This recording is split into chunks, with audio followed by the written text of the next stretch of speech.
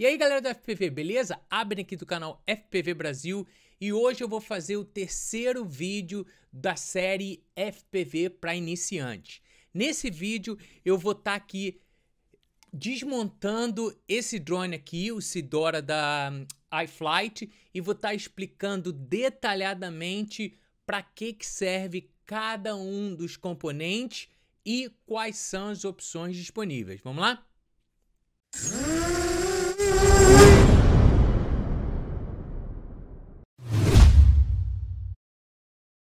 Então, galera, a melhor coisa para quem está começando agora é comprar um drone como esse aqui, pronto para voar, né? Então você não vai precisar colocar nada junto, simplesmente vai pegar e vai configurar no software, vai bindar com seu rádio e tudo mais e começar a voar.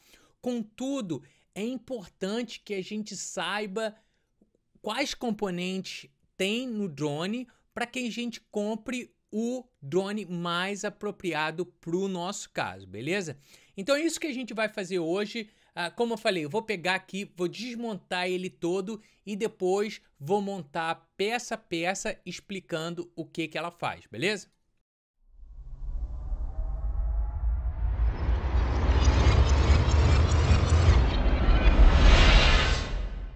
Beleza, agora que a gente desmontou aqui esse drone todo, vamos montar novamente e explicar cada componente. O primeiro componente que a gente tem é o frame ou o quadro. Frame, ele vem aí em tudo quanto é tipo de tamanho, desde pequenininho como esse 1.6 aqui, por exemplo, até um enorme desse aqui, por exemplo, de 9 polegadas. Com exceção aí dos Tiny Whoops, aqueles drones pequenininhos que o frame aí pode ser de plástico ou alguma coisa assim, a maioria dos frames para drones FPV, eles são feitos em fibra de carbono, que obviamente é muito resistente e leve ao mesmo tempo. Existem vários tipos e formatos de frame no mercado. Frames como esse aqui, que é chamado True X, ou X verdadeiro, aonde a distância de todos os motores é exatamente igual. Então a gente tem aqui, essa distância aqui exatamente igual. Um outro formato muito comum que a gente vê é o gato morto, ou Dead Cat. A vantagem desse formato aqui de frame é que as hélices, elas não aparecem aqui na câmera. Então, se você estiver filmando usando essa câmera aqui, ao invés de uma GoPro, por exemplo, as hélices, elas não vão aparecer na filmagem. Geralmente aí a gente vai estar carregando uma GoPro, então isso não vai ser um problema muito grande, mas tem gente que filma diretamente usando essa câmera aqui e não uma GoPro, e isso aí pode ser alguma coisa para se levar em consideração.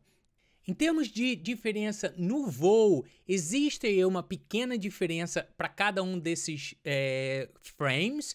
Então, por exemplo, esse aqui, como ele é um True X, né, os motores aqui eles estão separados exatamente na mesma distância.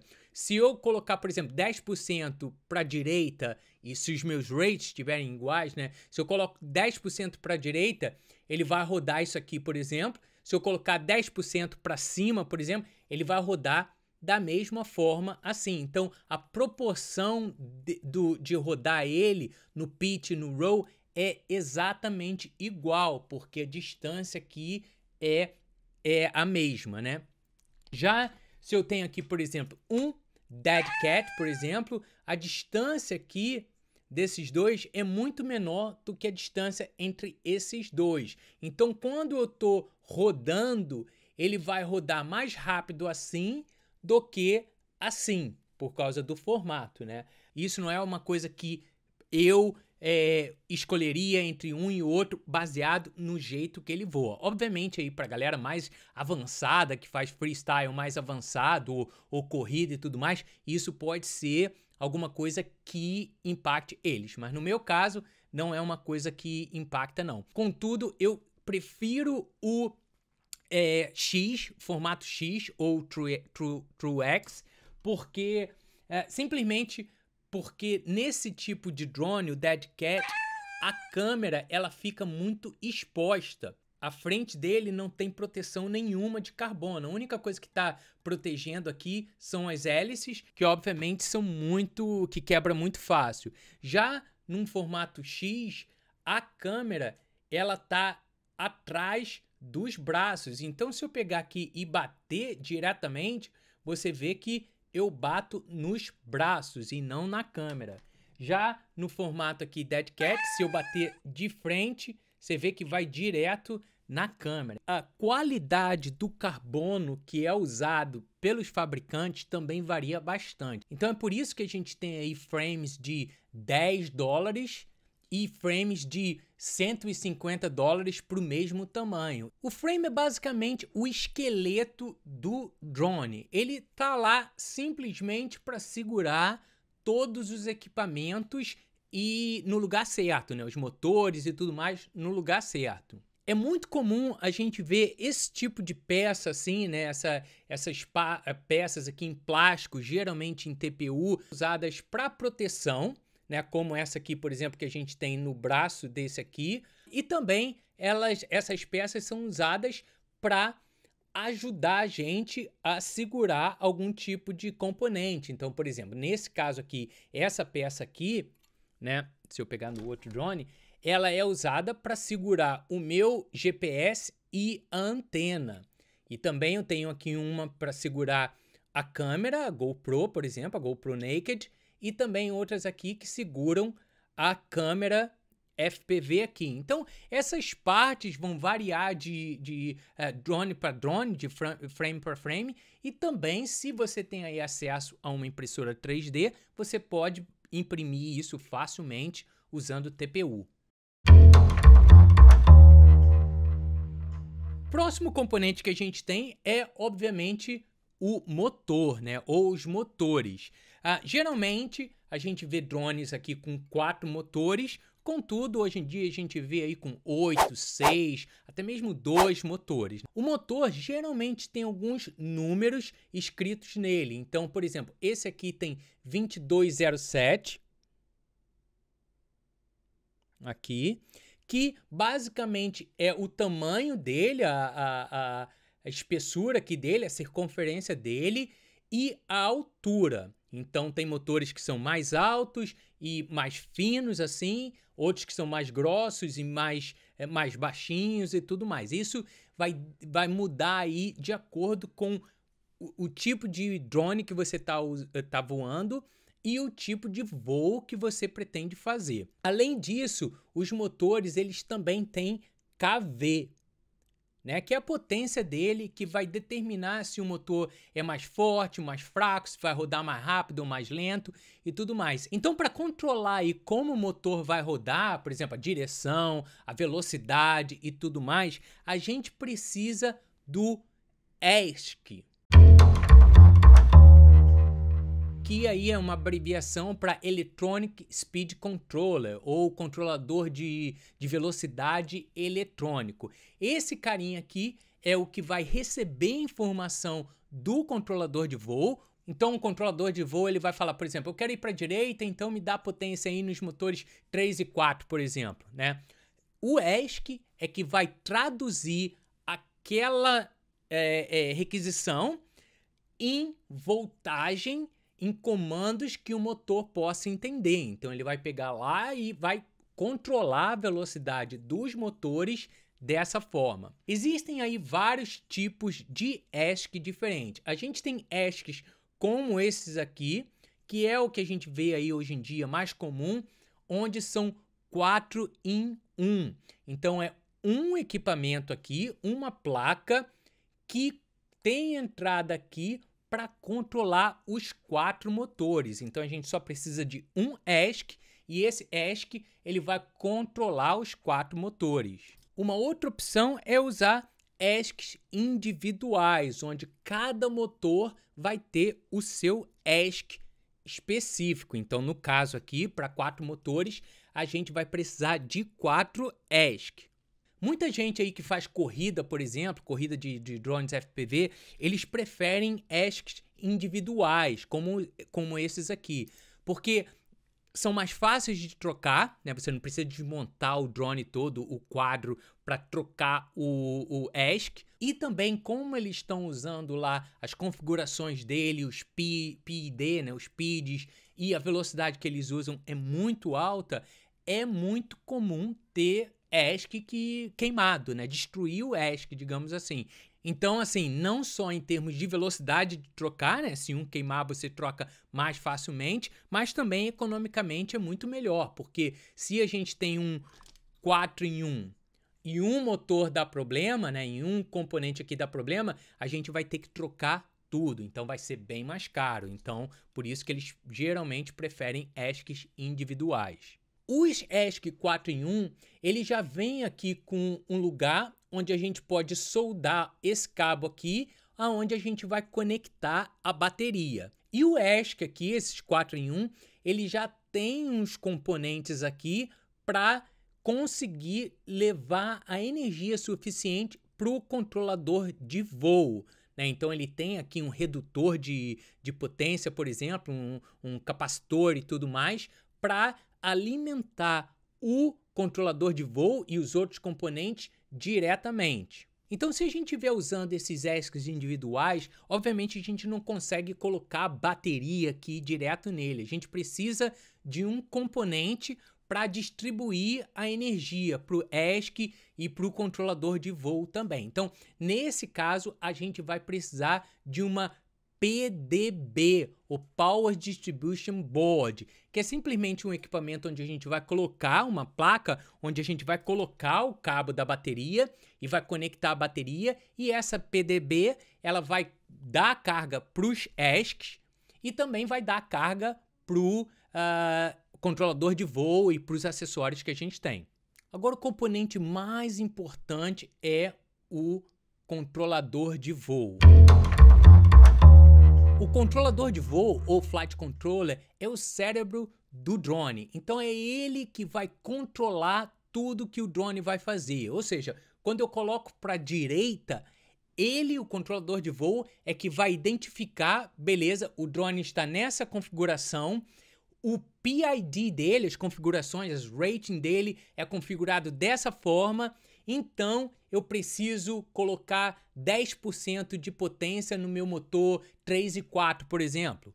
Ou se meu PID tiver configurado de forma diferente e os meus rates estiverem configurados diferente, quando eu coloco para a direita, ao invés de 10%, o controlador de voo vai fazer aquele cálculo e vai falar, não, eu preciso de mais, eu preciso de 15%, ou seja lá o que for. Então, o controlador de voo é que vai controlar tudo para ter certeza que o drone está voando. Como eu expliquei no meu vídeo aí sobre PID, o controlador de voo ele está constantemente checando aqui a posição do drone e o comando que foi dado. Então, por exemplo, se eu coloco para a direita e eu quero que o drone rode assim, por exemplo, 90 graus, né? E digamos que está ventando muito, então tem muito vento aqui que está fazendo com que o drone seja jogado aí para tudo quanto é lado. O controlador de voo, ele vai calcular isso e ele vai falar, opa, tem muito vento aqui, então para chegar em 90%, ao invés de eu colocar 50% de potência nesses dois motores, eu vou ter que colocar 60%, porque está ventando muito, né? Ou ao contrário, se tiver vento para outra direção, por exemplo, ao invés de 50, ele vai ter que colocar 30. Ou seja, o controlador de voo está todo o tempo fazendo vários cálculos para determinar exatamente o que o drone tem que fazer. Além disso, ele também é responsável por conectar todos os outros dispositivos. Ou seja, quando a gente tem uma câmera, né, aquela câmera ela vai filmar e daí ela vai jogar para o controlador de voo e o controlador de voo vai então passar aquela informação para o outro componente, o transmissor de vídeo, para que aí sim chegue nos seus óculos, né? Mas isso tudo é coordenado pelo controlador de voo. Uma outra coisa, por exemplo, é, digamos que você tenha uma luz no seu drone, né? LED, por exemplo, LED, e você coloca o switch lá, o botão para ligar elas. o receptor vai pegar aquela informação, ó, o canal mudou de 1 para 0. E daí o controlador de voo vai falar, isso aí significa que a luz tem que ser acesa. Então ele vai falar aqui para o controlador de LED para ligar as luzes, né? Então, obviamente aí é a coisa mais importante no drone.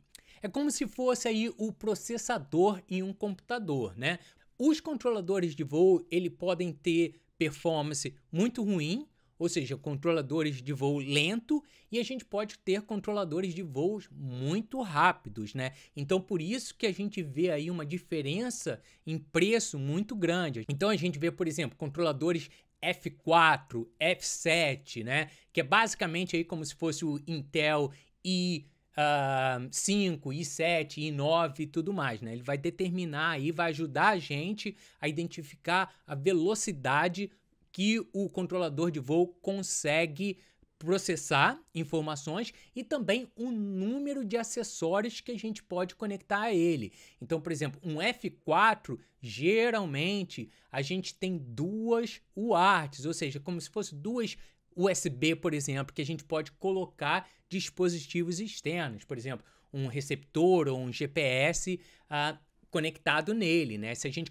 começar a colocar muita coisa, ele vai ficar muito lento e a gente não vai conseguir voar o drone. Já controladores de voos aí, por exemplo, F7, eles são mais potentes, então a gente consegue colocar em mais entradas USB, mais componentes conectados nele e ele consegue processar aquilo tudo sem problemas.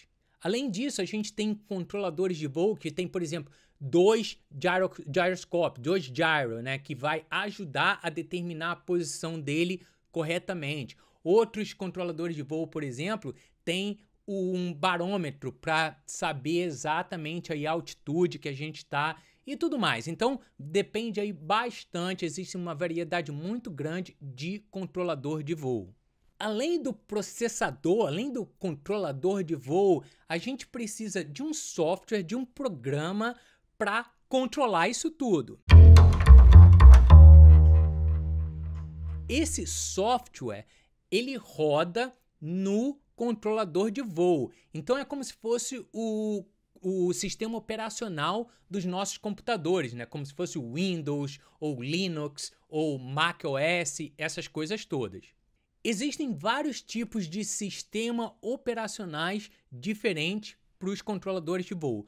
O mais comum aí que 90% das pessoas usam para drones é o Betaflight. Eu vou fazer um vídeo específico sobre esse sistema operacional, então não vou perder muito tempo aqui explicando isso, mas para agora basta a gente saber que existem vários tipos de sistema operacionais diferentes. O mais comum é o Betaflight, a gente tem o EmuFlight e a gente tem iNav e outros parecidos.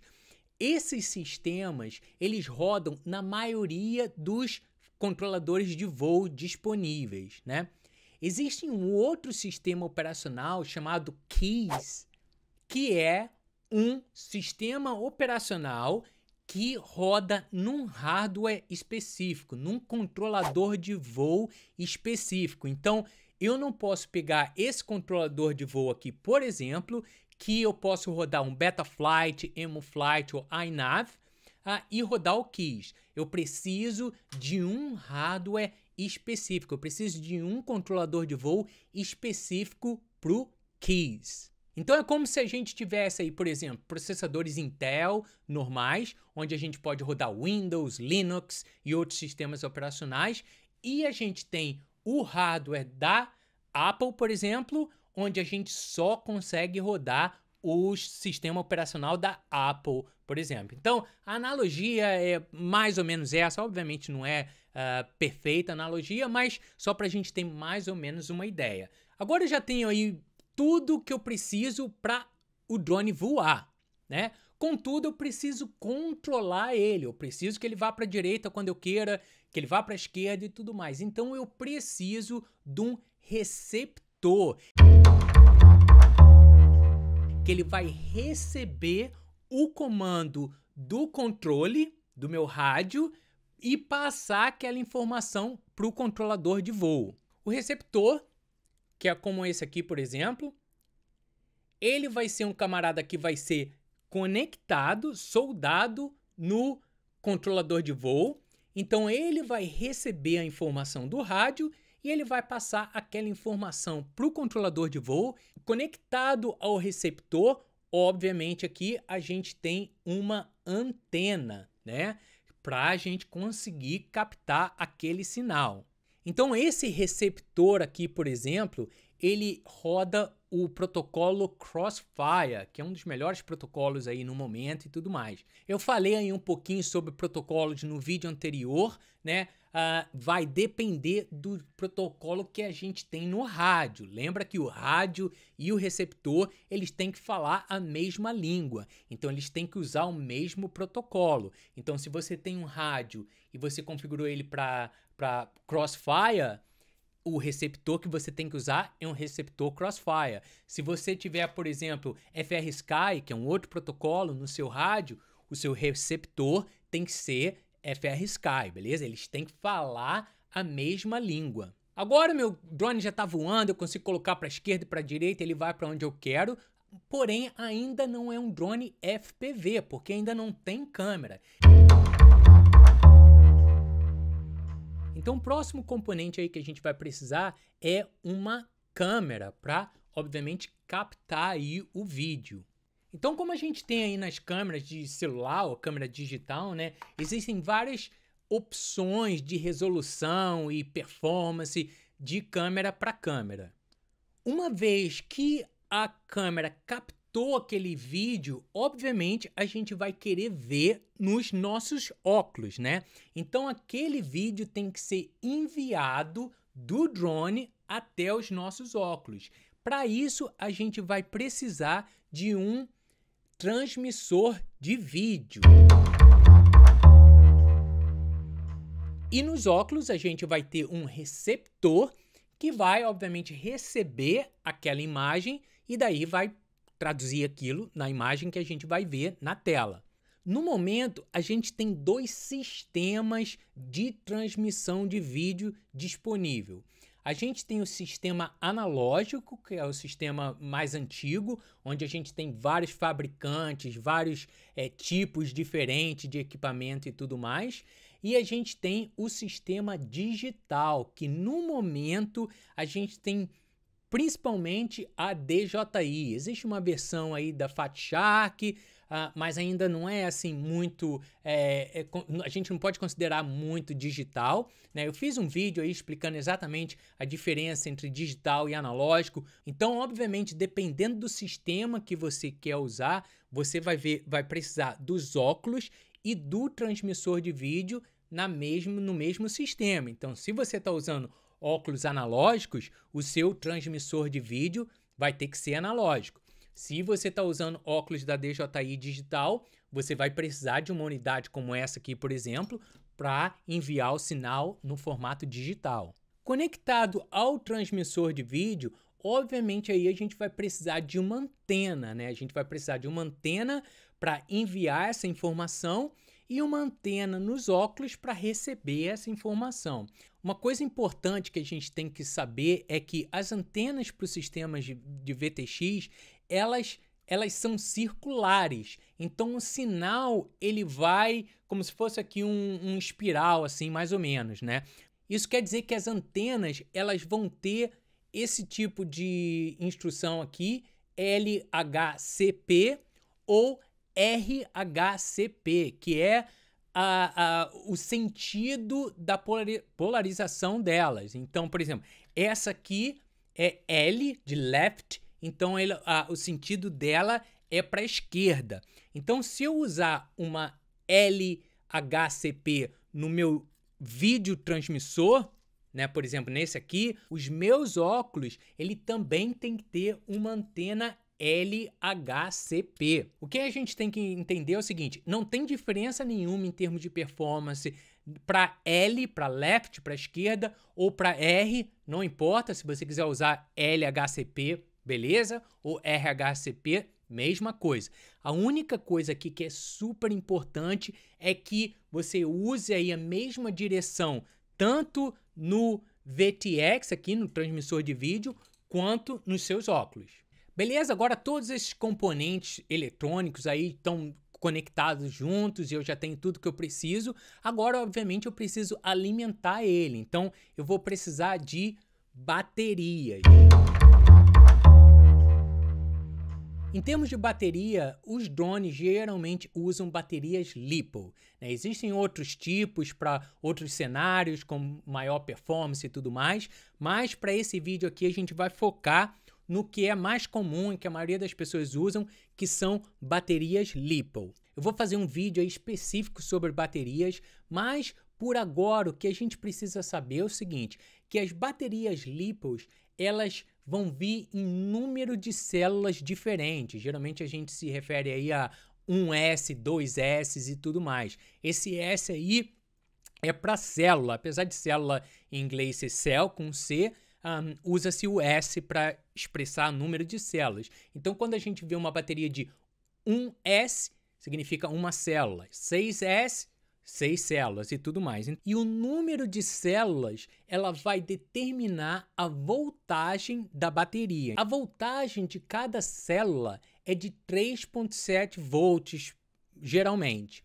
Isso quer dizer que uma bateria de uma célula, como essa aqui, por exemplo, a gente tem uma potência e uma carga de 3,7 volts. Quando a gente tem, por exemplo, uma bateria de 2 células, que é esse caso aqui, a gente vê que a gente tem 2 células, essas aqui elas ficam em paralelo, ou seja, a voltagem que eu vou ter aqui é 3,7 vezes 2, que vai dar 7,4, né? Se eu tiver uma bateria, por exemplo, de 4 células, como esse caso aqui, a gente vai ter uma voltagem de 14,8.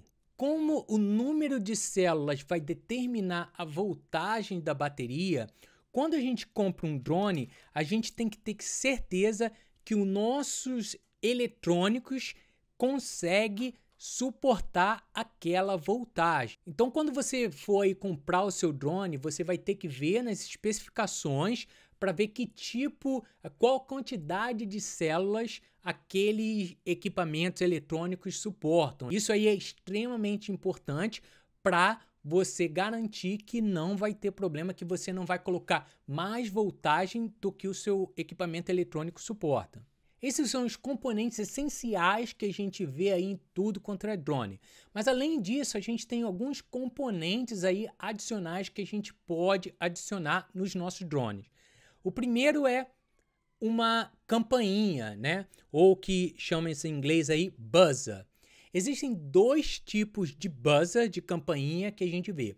A gente tem um simples como esse aqui, onde a gente conecta no controlador de voo, né? E daí, dependendo do que aconteça aí, eu posso ligar a campainha ou, se eu perder o sinal, também a campainha vai começar a tocar. Contudo, essa campainha, ela não tem nenhuma bateria independente. Então, ela vai depender da bateria do meu drone. Cadê minhas baterias? Então, ela vai depender da bateria do meu drone. O problema é o seguinte, digamos que eu tenha um crash aí, eu caia e a bateria solte do drone. Essa campainha aqui, obviamente, não vai funcionar, porque ela não tem nenhuma bateria própria. Para isso, a gente tem um outro tipo de campainha, como essa aqui, por exemplo. A gente vê que a parte aqui que toca, né, é muito parecido, mas essa aqui, ela tem uma pequena bateria LiPo aqui de uma célula, que é carregada automaticamente pelo controlador de voo, né, usando a bateria que a gente coloca no drone. E a vantagem dessa aqui é que se a gente tiver aí uma crash, alguma coisa, mesmo que a bateria do drone caia, ela ainda vai continuar bipando, vai continuar aí tocando, mesmo sem a bateria. Ter um buzzer, seja essa aqui preferencialmente, ou essa aqui, é essencial, porque é muito fácil a gente perder um drone, muito fácil. Basta a gente cair numa grama assim um pouquinho alta, que a gente não consegue achar ele. Um outro equipamento que a gente pode ter é o GPS, né? Como eu tenho aqui nesse drone aqui, a gente pode montar um GPS no drone para obviamente, passar as coordenadas de onde está o drone, né? Isso vai ser usado para algumas coisas. Então, se eu perder controle do drone e o drone cair, eu sei aonde ele está usando as coordenadas, daí eu posso pegar no meu telefone, coloco as coordenadas e eu sei exatamente onde o drone está. E também ele pode ser usado para return to home. Então, se eu perder o sinal do meu drone, eu tenho lá a configuração que eu fiz no Betaflight, por exemplo, no software, né? Que vai falar, ok, volte para onde a gente decolou. Né? Esses são aí os acessórios mais comuns que a gente vê. Obviamente, a gente tem muitas outras coisas, como o medidor de velocidade, a gente tem luzes e várias coisas que a gente consegue colocar aí no drone. Então é isso, galera. Obrigado aí pela paciência. Eu sei que vai ser um vídeo longo, então obrigado aí se você assistiu até o fim. Então se inscreva no canal, dá um like, aquela coisa toda, para não perder os próximos vídeos, beleza? Um grande abraço, vamos dronar!